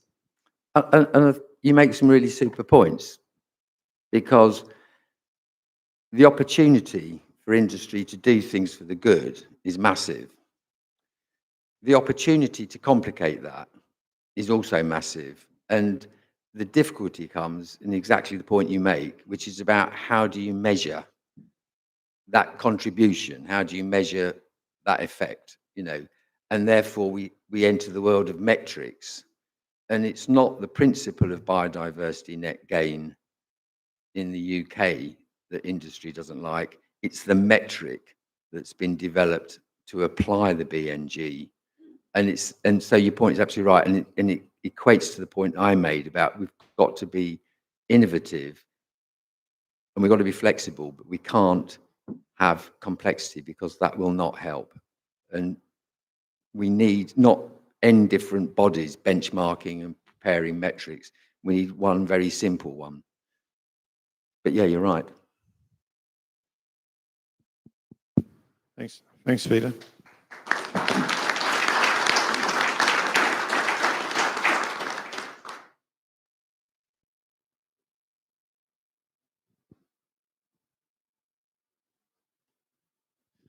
Okay, next presentation is from Luciano from Servizi.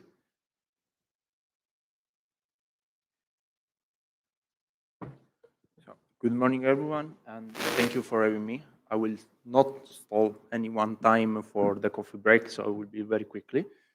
Yeah, why the MED matters. We are here in Sicily. Thank you for everyone to be here. The MED matters because is in the position, the geographical position to reduce the distance from Indo-Pacific area to North America, but also to North Europe and Europe in general. It's not a shortcut for gas, but it's also a shortcut for telecoms cable, energy delivery, and whatever. And today is in the role to be the protagonist of the next connection. We can divide the MED in two areas, the West and the East MED. Talking in general about the West Med, we saw in the last few years some growing hubs like neutral CLS in Barcelona and the new landing infrastructure in Genoa and Marseille. And this gives to everyone in this room an opportunity to have new routes, safest routes to reach North America, but also to reach the MENA region and the North Europe. But also, this means congestion because the Mediterranean is a very, very small sea if we paragonate it to the ocean, and the hazard and the space is very limited. So from a risk profile, West Mediterranean is characterized from a high risk from operation and high risk for clustering the area.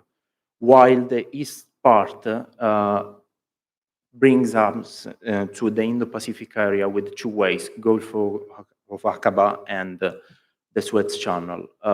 But as anyone knows, the very, very, very risky is at the moment the geopolitical and the governance risk in that area that is bringing new challenges to everyone because we have instability, financing delays, and it's basically a chessboard nowadays.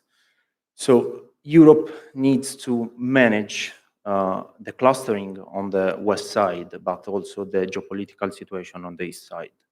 Going deep on the west side, basically the west side is in its spring.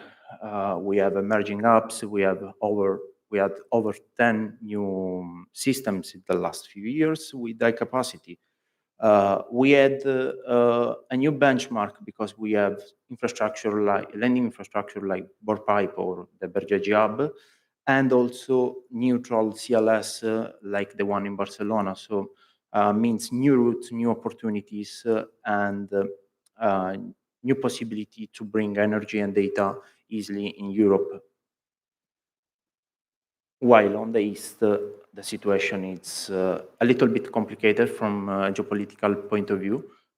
We have disputes between Greece, Turkey, and Cyprus for EEZ, but we know that at the moment we have the Gulf of Aqaba route closed by the war in Israel between Israel and Palestine. And it's not simple even to pass through the Suez Channel. So this will bring to increased cost for manufacturing, laying, installation, repair, and whatever in that area, and higher insurance, and and the impact on the project is, in some ways, some project could be delayed or cancelled because of this problem to reach the land and to lay the cable. The other point, it's pretty common in all the Mediterranean, we have congestion. A lot of old cable, not in service, a lot of new cables, and let me say new technology like AI are bringing new requests to capacity, and so new cable system, and the space is very limited. So this leads to three main problems. The first of all is there is no space for coexistence between fishery, wind farms, and the other seabed users. So maybe implementing tools like KISORCA, even in the MED, should be a possible solution to reduce the corridor, the width of the corridor, and reduce at the same time the risk for having multiple damage of cables. Then raising another point, one cable by the other means that in case of incident or accident, like the one that we read everyone in Red Sea or North Sea, could bring to multiple failure in very, very, very different cable systems, and even the repair of the cable, it's not simple. Least but not least, the Mediterranean is characterized by migrant routes. Migrant routes that intersect directly the working area for reparation, installation, survey, and we all know the law that under we are at the moment. So if anyone needs an help at the sea, the other operation are in a second plan, so they will stop the operation and save life before. But this will lead to higher time and higher cost.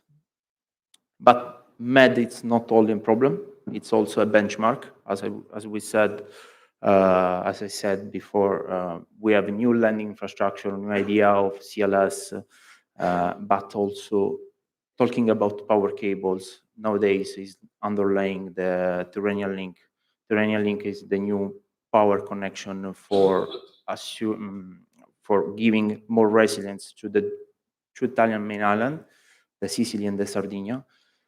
And during the laying of the cable, they set a new benchmark over 2,000 meters reached for a power cable was something very new in this project. And this demonstrates that the MEDs, with his competence and his particular seabed, could lead to new opportunities for the industry to grow and to experiment new technologies.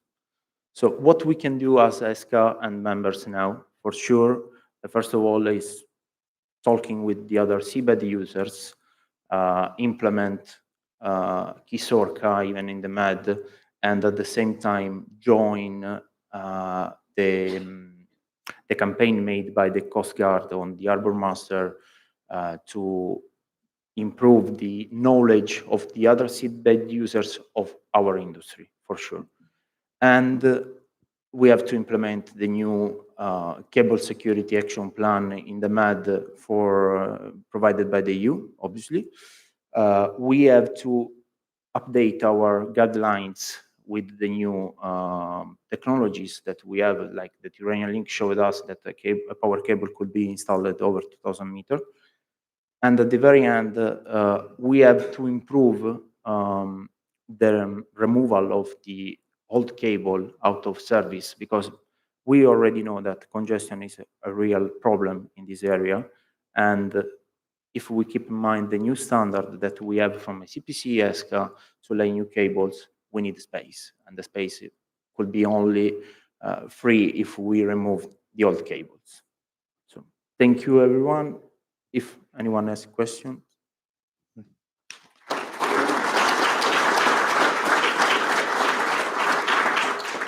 Thank you, Luciano. Okay, we've got time for one question, I think. Chris? Thank you. Chris Sturgeon from Red Penguin. The question I've got is the Tyrrhenian link. Do you know if that's been completed and energized and in operation yet, or is that still a project in construction? No, they laid the first pole of the East Link, and they are underlaying the first pole of the West Link. So I think from the last press release, the completion of the link should be in 2027, if I remember well. Okay, thanks. No problem. Okay, thanks, Luciano. Thank you. So coffee break till 11:30.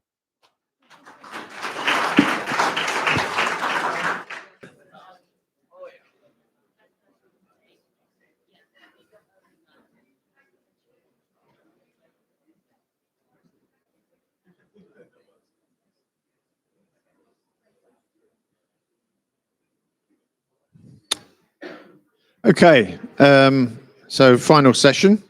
3 presentations to go. First of which is from Brian Rosendale, who's the new DKCPC chairman, giving an update on their activities. So over to you, Brian. Thank you, Clyde. And have to say, pleased to be here again, once again. Many faces I can recognize, but also happy to state that it's great to see so many new delegates being here. And this time I'm here on behalf of DKCPC. As Clyde mentioned, I recently took the chair there. Otherwise, I have been around for a number of years, but representing the Faroese company called Schiffer. And this is some of the slides. Some of you may have seen them before, because this is an update of an update from last plenary in Edinburgh. Anyway, as we have heard and seen for a number of times, cables are key to the world, actually. And the same goes for DKCPC. This is just to illustrate what you already know and have seen a number of times. But the Danish Cable Protection Committee was established in 2003, and actually one of the co-founders is right here, it's Claus Nielsen. And again, I think it was a copy of what it back then was UKCPC and ICPC already. We try to have a number of members, and it has really increased the past few years. And last plenary, we had I think a record of 27 participants, which is not many, but seen in the perspective that for many years, 10 or 12 people participated. So this is really great. We represent the EEZ zone, and it's within the Kingdom of Denmark. You find the majority of our members. So it means Greenland, Faroe Islands are represented, and of course also Iceland. But also we have members from Sweden, Norway, and Finland. So this is it's really good, and it's so important that we have this local entity promoting and highlighting the awareness of cable security. But different from other ICPCs or CPCs is that in Denmark we also have representatives from the oil and gas industry, which is probably the main difference, because there's no separate entity in Denmark taking care of that. So it's actually all subsea infrastructure companies that are welcome to participate. We have a number of activities that we attend, likewise ESCA and John mentioned yesterday. He has also been invited to our meetings, and we have taken up a new, or not a new, and an old what should we call it? No, I'll forget that. But it's really important that we start cooperation again and have this sharing of knowledge. And we are happy that you have been able to participate a number of times. You were not available the last time, but hopefully next time you will be around again. We do have 2 yearly plenaries as ESCA, and the bottom picture here was the last plenary, which was hosted by one of the power companies, Energinet, and they have the landing station hosting the Cobra cable, which is a major power import-export cable going to the Netherlands and also to UK.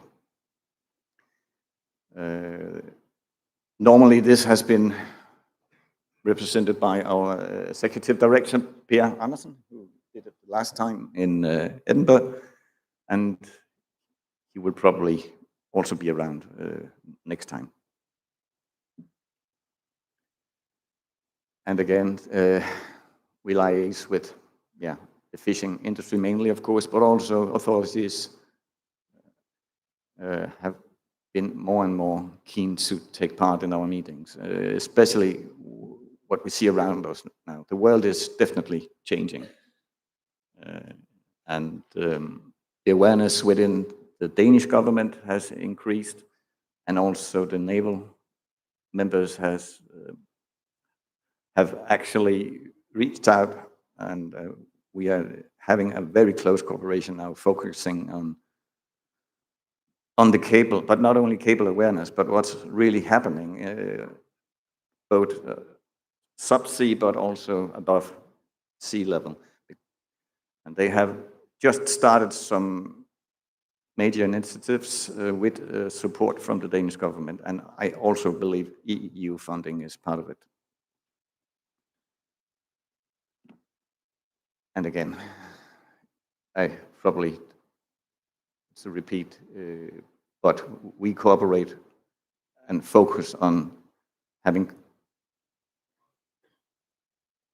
contact to European organizations mainly, and of course ICPC will also be part of it in the future.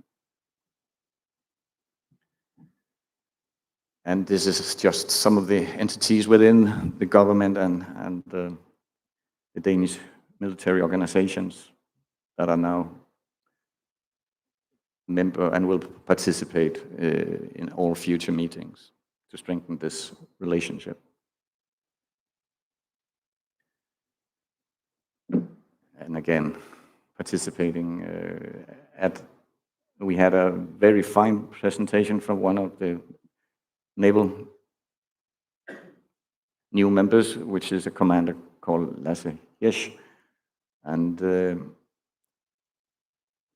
well, I can only say this, it is confidential information, most of it, but you have heard about it in the news. The news had a focus on the strength or the threats that appears now and then, but not only now and then. It seems to be a planned threat. I think I will call it a threat because only last week there was all the airports in Denmark had to close due to drone activity, and only yesterday I read in the news that these drones probably was launched from an oil tanker in the Danish Sea that they had a very strong suspicion of, under some unnamed flag long in Africa, I think it was Benin. So there is a reason that we should be aware, and you need to really watch what's happening around us.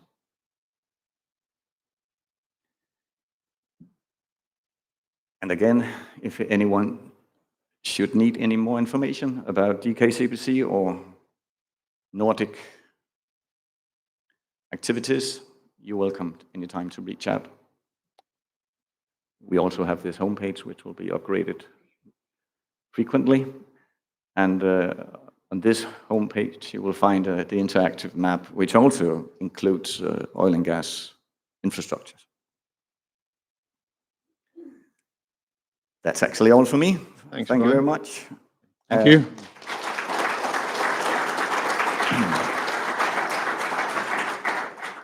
Time for one question, if anyone. Aaron? I think it's Aaron. Aaron?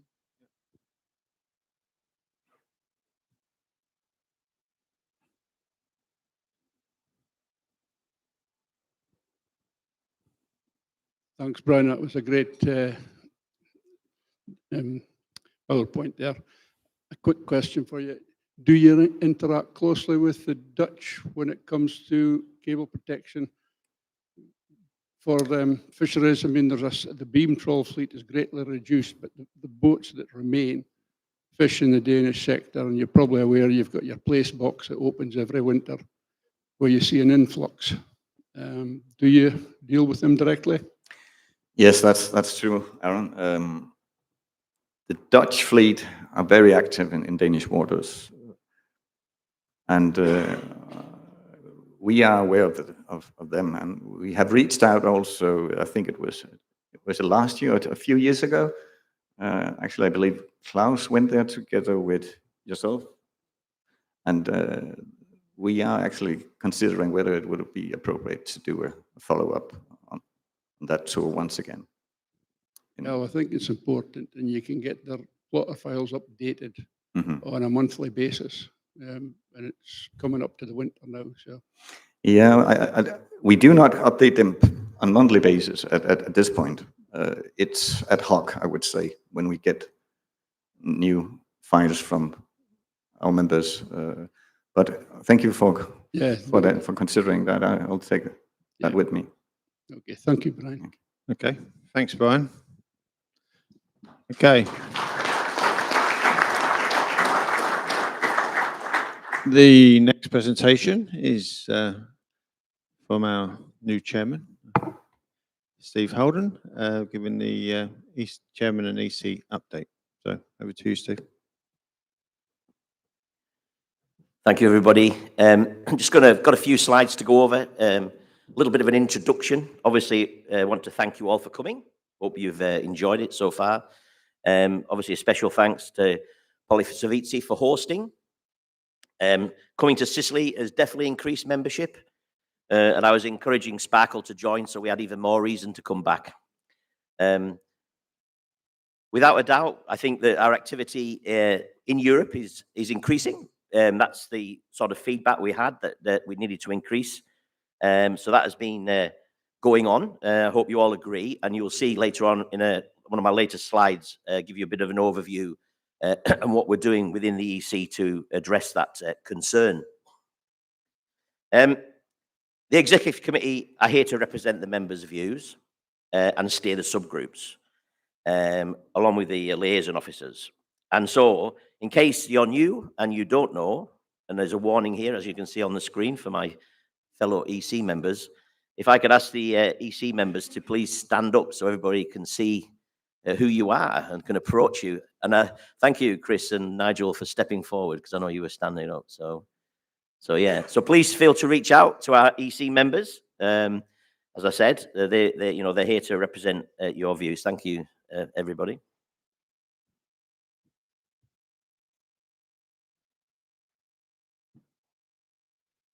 So EC meeting key actions. So obviously we met the day before, we had the plenary. And one of the things we're going to do is we're going to recruit a European policy officer. This person will be based in mainland Europe, bilingual, and provide updates to national governments and on EU developments. We're also going to support the Valencia Island ESCA workshop, obviously opportunity for engagement and collaboration. And for SCORE 2026, obviously, we're talking about renewal, getting new members in, getting youngsters trained up. So please do send your next gen if you have one. Speak to Claire and John if you wish to be a speaker. And as the organisation has grown spectacularly, we're actually going to undertake a review of our articles of association. That's what governs how we operate. And we just want to make sure, and we'll obviously be including Neil, and there's already been one meeting to start that process of review. I just wanted to pick up on some of the themes, but obviously, first of all, I'd like to thank the presenters and the speakers. Sometimes it can be a bit scary to come up here and speak to a load of people, but if anybody ever feels that they want to do that and they'd like to have a little bit of a practice, don't be afraid to come up and ask us, and we can arrange in a quiet session during a break for you to come and have a practice. So yeah, don't ever be afraid. We really appreciate it. Without the presenters and the speakers, we wouldn't have a plenary. So it's really important. So some of the major themes then. Upfront cable protection remains the cornerstone of resilience. So it's the usual story. Failing to plan is planning to fail. Obviously, that came out with Alessandro Giardini. Natural hazards, volcanoes pose a challenge for routing. And as it says there, we would particularly like to thank Dr. Yeo for reassuring us that we all won't be killed by Mount Etna. So, probably, thank you. Yes. And as Richard brought up, Richard Hill, technical understanding is key for long-term reliability. Very important. And also, it's important to work and collaborate with EU member states and governments, as ably advised by Johannes in his presentation. There are many initiatives are ongoing across Europe, as we saw with the Channel Islands cluster. However, regulations and permitting is always there. I think probably in all my time in the industry, I just think permitting is such a big thing now. Delay, slowing down operations, repairing. It's sort of like goes against all the things that cable repairers or our organizations want to do, which is to get cables fixed as fast as possible. But Mara, as Alex pointed out, have gone down this route, which seems like a little bit incompatible with what we all want. So hopefully engagement, lobbying the government to influence them, we'll get a change of heart. Obviously, governments think differently about security and resilience, and they obviously have different responsibilities, as Dr. Butchart pointed out to us. There was a very good presentation, sort of getting that little bit of insight, certainly from a UK perspective. Sustainable development and understanding the impacts, very important. Ed Walker and Anna Farley brought that up, and Peter, towards the end, it's got to be sustainable if we're going to move forward. Certainly in my book, anyway. Robust burial assessment. Again, it's all about planning. You must plan, Matthew Lang. And not forgetting that the Med is now an exciting region with many new developments, as ably pointed out by Giuseppe. Sensing technologies. It is incredible what is available and what is happening. I personally have been watching with interest on the developments, and there are so many. And the key will be obviously how we use these to generate intervention. As many of you know, there is quite a good process around AIS these days. And it definitely, certainly in the West, has reduced the number of damage to cable. So if we can do a similar exercise combining sensing, I think that it could make cables even more resilient. And just touching back, climate change. If you get a graph, any of the graphs on what's happening with the climate, people are saying it's not happening. Well, it has been happening since about the 1860s, but it really took off in the 90s, and the statistics are there. So I think everybody needs to plan for an increasingly stormier world, as pointed out by Peter and Dr. Claire. Subgroups, working groups, they remain active. As Anya said, it's really important if you join a subgroup that you contribute. And, even if it's only a little bit, please do contribute. Again, we're only as good as the effort that people put into the organisation. I think it's been demonstrated in terms of engagement. We have got a good relationship with the ICPC, DKCPC, and other bodies. So I think, I said to somebody the other night, you know, you're never really more than a phone call away in this industry from really know what's going on subsea. It is quite a small world still. I mean, there's a number of us here, but globally, it's not really that many people. And then just to cap it off again, yeah, the Med, it's an exciting region. Thank you to Polizzi for hosting an excellent week, calling out Luciano, Manialo, for a wonderful time. Then my last slide, before I let you get on, just want to pause a little bit and say, oh, sorry, I need to click. There we are, sorry. I don't want to get Clive too much warning, you see. So it is a huge effort to organize and run these plenaries. And like, you know, we're practically at double the numbers now that we were, say, 10 years ago or something. So I'd like to thank Clive and John and Claire, obviously. But it is a big effort. Moving to this afternoon, please enjoy the tour. If you have any questions, please speak to Claire, John, or Clive. And as I said, I think at the moment we see growth, still growth. So an increase in numbers. So if anybody joins in, please make them welcome. And obviously, please share your feedback, keep in touch, and get involved. You know, if you think that we're not going in the right direction, or you'd like us to review another direction, please let us know. So we are, you know, the EC operates on behalf of the members. So, you know, if you have a concern, don't be afraid to step up and say so.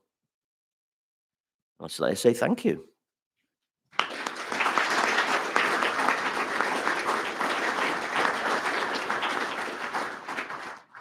Thank you, Steve, for those kind words. Is there any questions for Steve? Okay, thank you. Can I ask myself one? No, I was joking. Oh, sorry. Okay, last but not least, we have our legal update from our legal advisor, Neil Bayliss. Thanks, Clive. So papers all just about come prepared. Great to be here again. Lots of familiar faces. Hopefully, you'll know who I am. I've been doing this for about 15 years, so privileged to be part of ESCA and really excited at how it's growing. The dynamic leadership we've now got with Steve and Clive and the team. It's fantastic. It's I think it's the most exciting time I've ever experienced in the industry. There's just so much going on. And in parallel with that, you've got just the geopolitics that's going on in the world, which makes advising on issues, regulatory issues, legal issues, again, more interesting than ever before. So I'm just going to do my usual canter through a few developments from a competition law perspective, but then a few other general points as well, just so you might go away knowing a little bit more about a few things that you did at the beginning of the day. So looking at the UK, so we've got 4 things just to point out here. First of all, there's some new cartel leniency guidance on its way from the CMA, which is the UK Competition Authority. Leniency is all about basically companies that have done something wrong, putting their hands up saying, sorry, we've done something wrong. You go in, you tell the authority, and then you get basically leniency, as in you won't be fined and you won't be prosecuted. So there's incentives to basically encourage people to come forward. And there's some revised provisions to basically encourage more of that. We talked yesterday about the National Security Investment Act. So the recent decision by the IC to actually block the transaction. This was a Chinese company buying a UK business involved in the graphene sector. That's classed as an advanced material. Concerns about that technology going to China was justification for the deal being blocked. Notwithstanding that the UK company was in financial difficulties and will probably go bust without this investment being made, but it just goes to show that this is a very live bit of law. There have been a number of transactions that have been blocked and a number more that have had conditions imposed on it. So, as I said yesterday, this does apply to transmission cables, and certainly the types of technology that can be used for sensing could be caught as well. There's another action against Amazon, I think just an example of this class action regime we now have in the UK, which, for better or worse, big tech tend to be the target for these claims. We basically have an opt-out regime, so everyone that's ever used Amazon is part of this class. So you have these enormous claims coming along, funded by litigation funders. It's all, can be a bit cynical about it, but you are sort of at risk basically if you are in a powerful market position that the lawyers and funders will come up with an argument to bring a claim. This is about Amazon requiring retailers to give the best price to Amazon, not use other platforms offering their products at a lower price. And therefore, the argument is that every consumer who's ever used Amazon has paid more for products than they should have done. Therefore, there's a claim of X 100 million. So we'll see how that pans out. The Joint Committee on National Security Strategy report, obviously ESCA contributed to that. There's a nice couple of quotes from John in the report itself, 75 pages. It's all good reading. I think, we were talking yesterday, weren't we, about how politicians get excited about, aliens attacking cables. And in fact, nothing's really changed, but it's a great clickbait. It's good stories. Politicians like to get the headlines, and hence it's suddenly become flavour of the month to talk about, cable security, which isn't a bad thing because it's good to be in the spotlight. It's good to be able to educate ministers and MPs about what the industry actually does and what the risks really are. But it's still a bit, I think, of a sideshow, isn't it, in some respects? But obviously, it is serious as well. Moving on to the EU. BEREC, as you know, is the organisation for European Regulated Electronic Communications, doing quite a lot of work, which is, again, is interesting reading if you have time. Look at their strategy for the next 5 years, encouraging greater connectivity within Europe, greater resilience, all good things. So it's good to see them pushing for ongoing collaboration in the industry. Big area of competition was all about controlling mergers, and there's a big review going on as to EU merger control, which basically hasn't been looked at for 20 odd years. There's a real tension here between economists who think competition is really important. You mustn't have any mergers that create entities that are too big. You've got to encourage an open, fair, transparent marketplace with no barriers to entry, etc. And then you've got industrial policy, which says we should be creating European giants who can take on China and America. We shouldn't worry about companies in Europe having 100% of the market if that means they can compete internationally. And that tension is sort of being played out at the moment within the EU and various consultations going on. So see how that pans out. Nice example of why competition law hurts if you get it wrong. Google fined just shy of 3 billion for abuse of dominance in ad tech, basically self-preferencing their ad tech platform. That Google can pay this, but it's still a big sum of money even for them. It's a good indication of the European Commission not being scared to impose high fines, notwithstanding President Trump saying this must stop immediately. How dare you attack American companies? It was a factor, but ultimately the Commission has held its ground and imposed that fine. Another fine, the next item along there, first time that someone's been fined for not providing sufficient information in response to an RFI from the Commission. So yeah, if you get these requests for information, which you often will, if there's a market investigation going on or a merger affecting the industry, they take it seriously. You get an informal letter first, and then if you don't reply, you get a formal request under the EU merger regulation. If you don't respond to that, you're probably going to be fined. So that's been done. And then a bit of a techie point at the end there, but as I've spoken a lot about the fact that competition infringements will often now lead to follow-on damages claims. It's not just the fine, it's the fact that you then get sued by everyone who's been affected by that. And this interesting point on limitation periods. So generally, you have to bring the claim within a certain number of years of the infringement having occurred. And the court's now said that that time doesn't start to run until you've had the final appeal. So you got an infringement sort of in 2015, going all the way through the courts. Finally, you get the appeal court saying, it's justifying the decision in 2024. So then the limitation period only starts in 2024. So we're bringing claims decades after the infringement, actually still okay because the limitation period hadn't started to run. So kind of good news for the lawyers, potentially not so good news for industry, in that you're on the hook for potentially a long time indeed.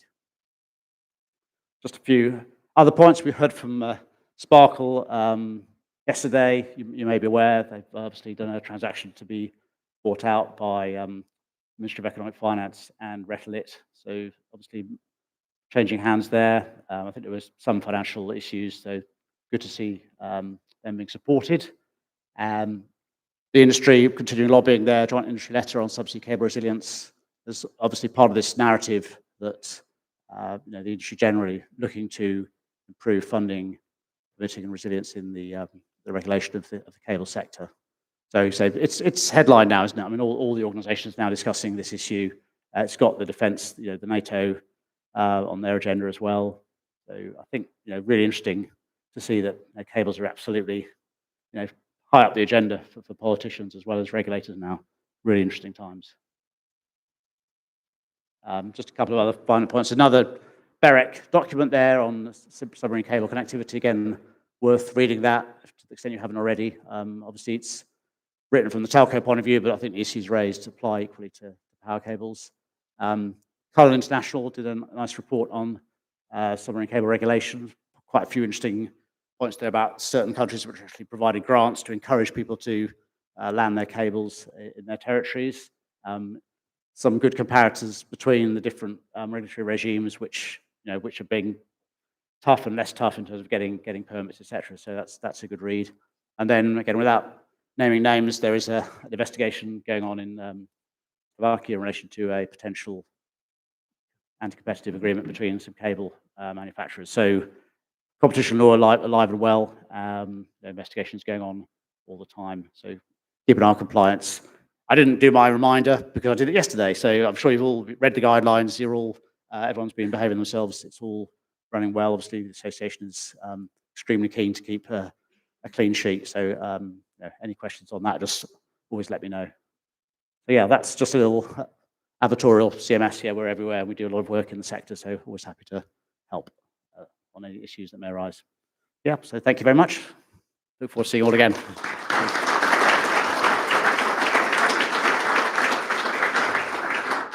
Thank you, Neil. Any questions for Neil? Good. Okay. Thank you. Thank you. Okay. I haven't received any AOB. That's not to say you can't raise anything now, if you wish. Any points?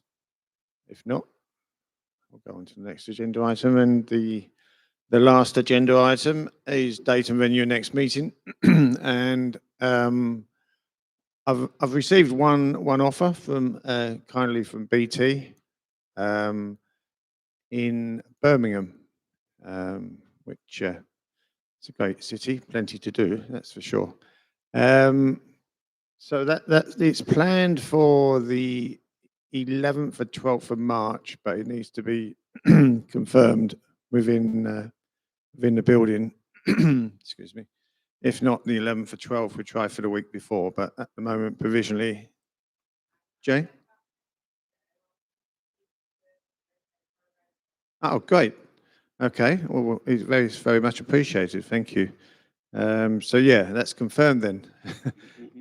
11th and 12th of March in Birmingham. And I'll also be seeking a host for the September plenary outside of the UK. So if anyone wishes to host for the September plenary outside of Europe, because we alternate between UK and Europe, then please let me know. I think Copenhagen was mentioned at one point, Dan, working on it. So Copenhagen, another great city. So we'll confirm that in due course. So that's the end of the plenary. We're a little bit early, so that's good if you want to get a bit of lunch or change. So for me personally, thanks again to Polisavisi for the help, support, hosting this meeting. It's very much appreciated. Obviously, we couldn't do it without you. For me, my thanks to John and Claire for their support in hosting, making all the arrangements for this meeting. So from my side, that's very much appreciated. So in terms of the tour, as I said, you have numbers on your badges, which were simply based on alphabetical order. So I don't think there's any selected way we did it. So in terms of preference, so it's purely alphabetical order. So be in reception at 1 o'clock, please. We'll be strict on leaving. And then I'm not sure what time the bus will leave from the depot. I think it's planned for 5 o'clock, but it may be earlier. I've given you the taxi for those wanting to go straight to the airport. I've given the taxi number at the beginning of today, but if you need a reminder, just come and see me. In terms of the actual tour, we're obviously going to the depot. In terms of the ship, they're in a loading process, so I'm not sure whether we'll be able to board the ship, but we obviously see the loading exercise. There may be a few people allowed on the ship, but from a safety perspective, you can't actually go on the ship while it's loading. So especially if we haven't got any PPE equipment. So that's it. So thanks again for coming. We had another great attendance, and as it's been said many times, our membership is growing. We're getting our name out there. We're growing so much on LinkedIn. I think we have over 4,000 followers, don't we? Over 4,000 followers. I remember when we only had sort of less than 100. So it just shows how much it's grown. So thanks again for coming. For those going straight home, safe travel. And otherwise, I'll see you this afternoon on the tour. Okay, thank you.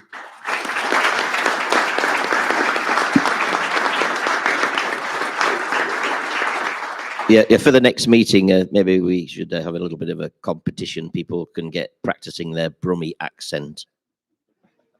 And Claire can judge. Yeah, thank you, everybody.